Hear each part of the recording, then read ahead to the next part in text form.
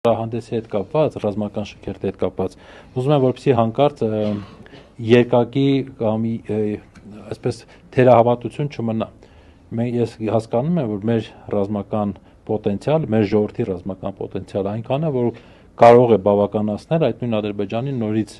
խաղաղություն պարտադրելու, ծնկի բերելու, մեր հայրենիք ազատագրելու եւ այլնի համար։ Մենք այդ պոտենցիալը ունենք, բայց մենք այդ պոտենցիալը այսօր որևէ կերպ չենք ծառայեցնում դրա իրականացման, այսինքն